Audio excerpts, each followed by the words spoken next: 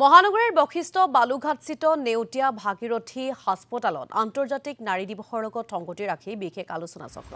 প্ৰতিখন ঘৰতে পৰিয়ালৰ মহিলা সদস্যসকলৰ ভূমিকা অতিকৈ গুৰুত্বপূৰ্ণ, অথচ মহিলাসকলে পৰিয়াল তথা ঘৰখনক চোৱা চিতা কৰোঁতে নিজৰ কথাও কেতিয়াবা পাহৰি যায়।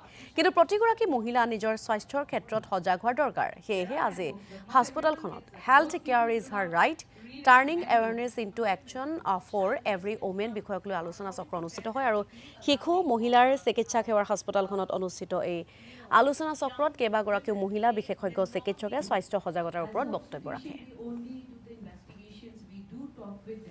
Women's health is a very important topic that we need to raise awareness about. A healthy woman leads to a healthy child.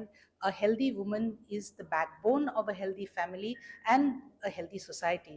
So it's very important to focus on women's health.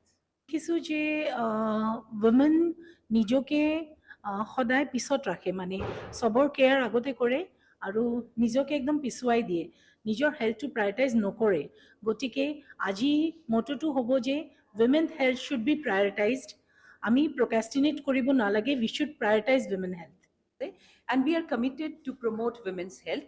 Ami Neotia through Neotia Bhagirathi or Womenia's jitu NGO group ase tehetor logot jorito hoi ami ei awareness to health awareness to spread koribo bisarisu je apnaloke ahok amar usor chapi ahok apnalokor health to bahute important because apnaloke eta jitu poribaror eta mool jitu apnaloke jitu dhorit hoy hetu hol eta mohila so mohilar health to from girl to womanhood jitu mohilar jitu health to etu amar karne birat priority